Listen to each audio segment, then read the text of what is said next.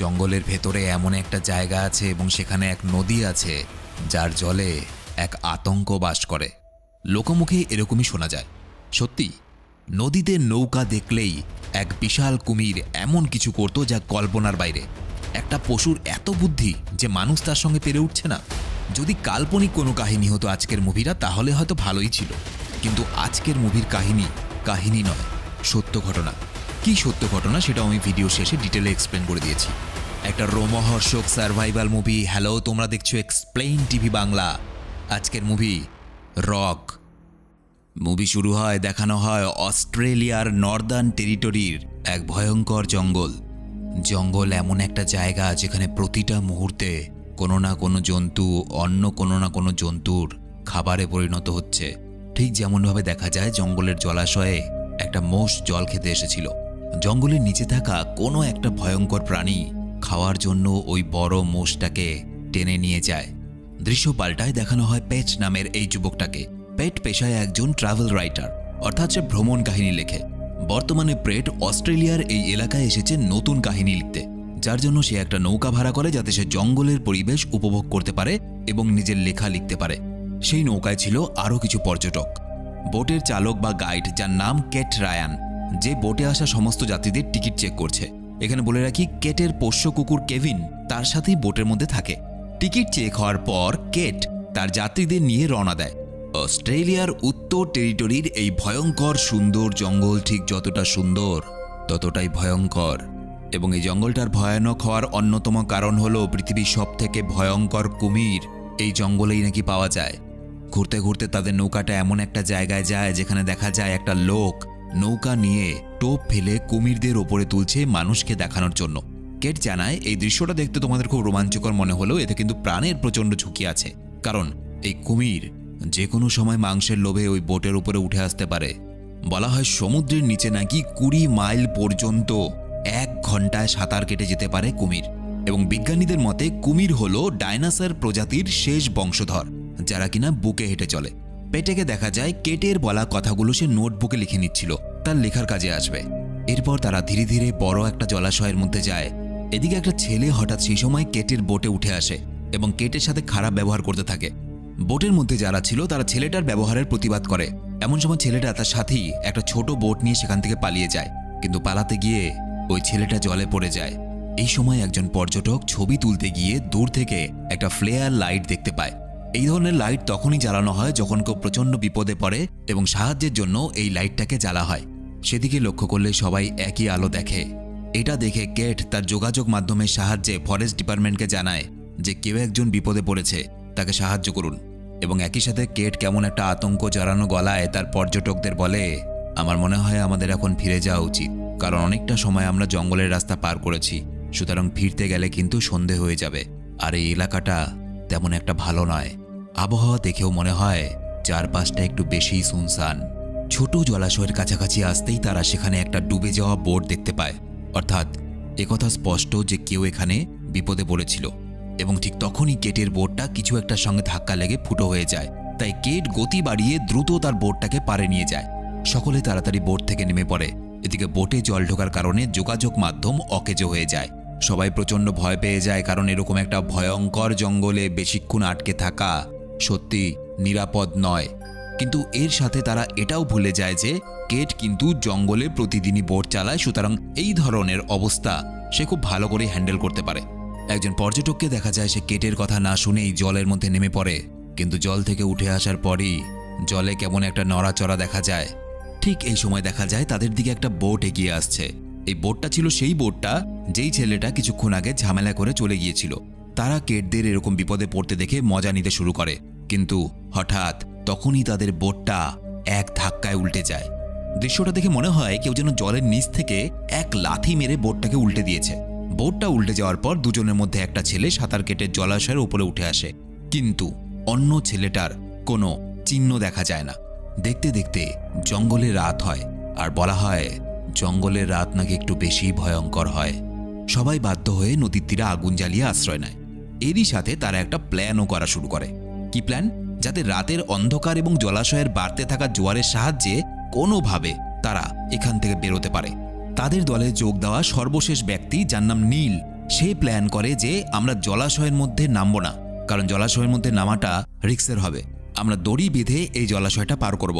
এই বুদ্ধিটা কেটের কাছে অত্যন্ত ঝুঁকিপূর্ণ বলে মনে হয়, কারণ এই অবস্থায় কেউ যদি জল থেকে পড়ে যায় তাকে সেখান থেকে ওঠানো কোনো মতেই সম্ভব হবে না। কিন্তু এরপরেও নীল বাকিদের সাহায্য নিয়ে গাছের সাথে দড়ি বাঁধে এবং দড়িটার এক প্রান্ত নিজের গায়ে আটকে ধীরে ধীরে জলে নামে এবং অপর প্রান্তের দিকে এগোতে শুরু করে, কারণ ওই পাশে গিয়ে তাকে দড়িটা বাঁধতে হবে। তারপর দড়ির ওপর দিক দিয়ে সবাই পার হবে। সবাই অন্ধকারে শ্বাস আটকে এই দৃশ্যের দিকে তাকিয়ে থাকে।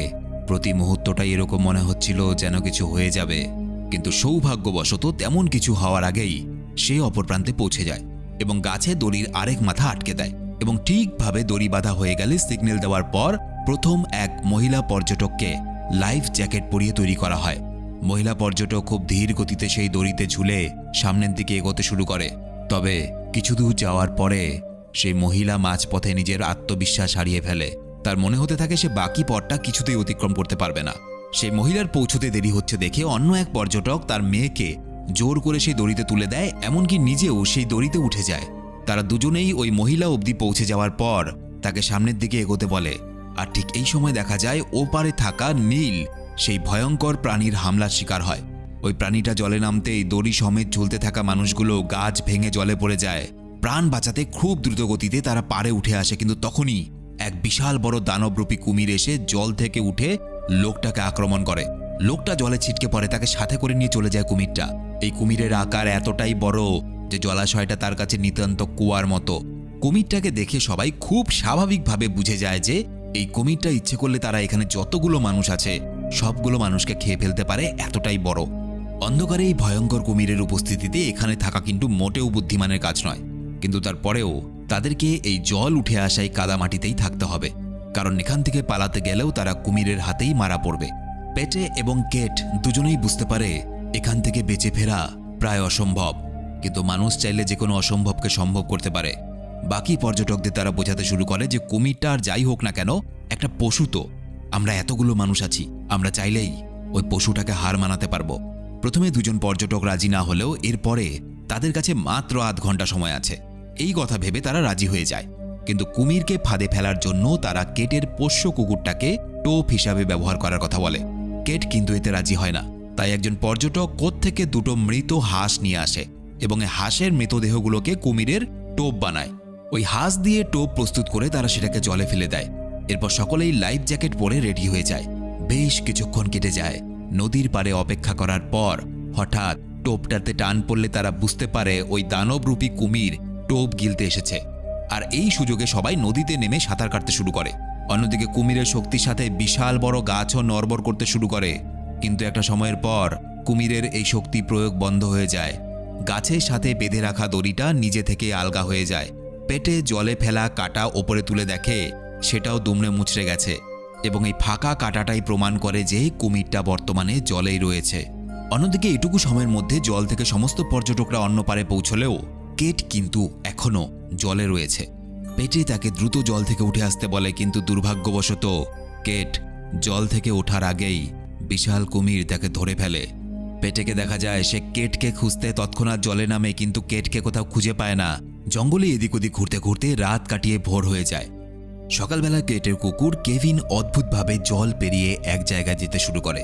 তার আওয়াজ শুনে পেট একটা বড় বিশাল গাছের কাছে পৌঁছায় এবং কেভিনকে খুঁজতে পেট গাছের ফাটলের ভেতরে ঢোকে, কিন্তু ভুলবশত ব্যালেন্স হারিয়ে সে একটা কাদা মাটি মাখা সুড়ঙ্গের মধ্যে পড়ে যায়, যেখানে প্রবেশ করতেই পেট প্রথমে একটা ভয়ঙ্কর মৃতদেহ দেখতে পায় এবং আশেপাশেটা খোঁজার পর সে কেভিনকে পেয়ে যায় এবং ঠিক কেভিনের পাশেই দেখতে পায় আহত কেটকে। সোজা কথায় এই স্যাঁতস্যাঁতে জল ভর্তি অন্ধকার এলাকাটা হলো ওই বিশাল দানবরূপী কুমিরটার বাড়ি, অর্থাৎ কুমিরটা এখানেই থাকে। তাই কেটকে সে এখানে এনে রেখেছে খাবার হিসাবে। বর্তমানে কেট অনেকটাই আহত, তাই যত দ্রুত সম্ভব তাকে এখান থেকে বের করে নিয়ে যেতে হবে। অন্যদিকে এই সময় কোনো কিছু বুঝতে না পেরে কেভিন গুহার বাইরের দিকে রওনা দেয়, কিন্তু তার কিছুক্ষণ পরেই কুমিরের হুঙ্কার শোনা যায়। কুমিরটা ভেতরে পৌঁছানোর আগেই কেটকে কোলে নিয়ে আড়ালে চলে যায় পেট এবং টর্চ অফ করে সেখানে লুকিয়ে থাকে। জীবন মৃত্যুর মাঝখানে ঝুলছে তারা। এদিকে কুমিরটা নিজের বাড়িতে ঢোকে কিছু একটা চিবোতে চিবোতে। আসলে কুকুর সত্যি খুব প্রভুভক্ত, তাই নিজের মালিক কেটকে বাঁচাতে সে নিজের ইচ্ছায় সুড়ঙ্গের মুখে গিয়ে এই কুমিরের শিকার হয়েছে।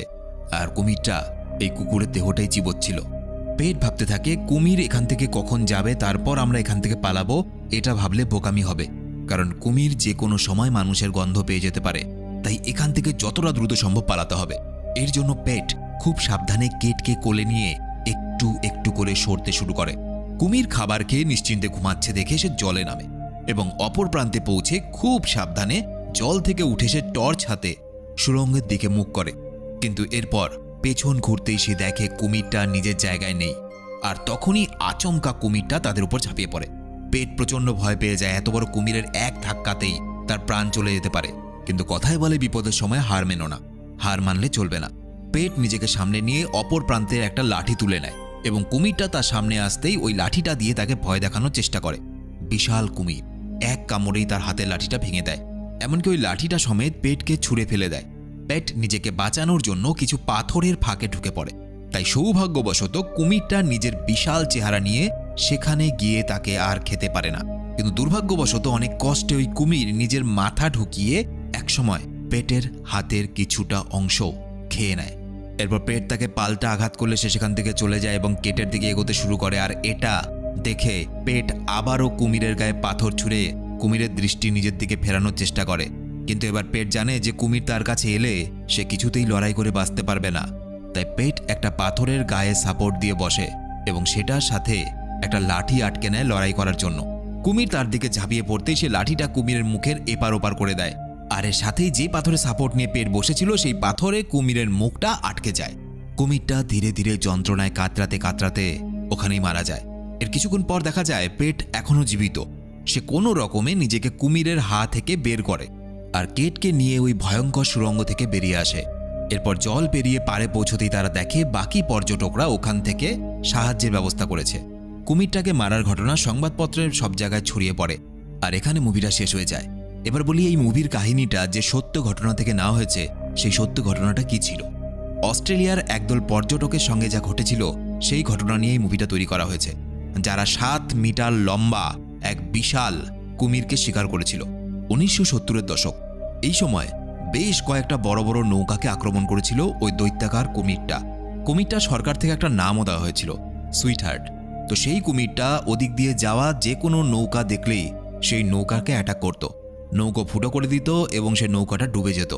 যদিও রিপোর্ট অনুযায়ী সুইটহার্ট নামের সেই ভয়ঙ্কর কুমিরটা কখনো কোনো মানুষের উপর আক্রমণ করেনি। তো এই ছিল আজকের ভিডিও কেমন লাগলো অবশ্যই কমেন্টে লিখে জানাবে। আর ভিডিওটা ভালো লেগে থাকলে সাবস্ক্রাইব করো না করো একটা লাইক করে দিও, বন্ধুদেরকে শেয়ার করে দিও দেখার জন্য। তোমরা যারা আমার সাথে সরাসরি কথা বলতে চাও ফেসবুক ইনস্টাগ্রামের লিঙ্ক এই ভিডিওর নিচে ডেসক্রিপশনে দেওয়া আছে। দেখা হচ্ছে পরে ভিডিওতে, সবাই খুব ভালো থেকো।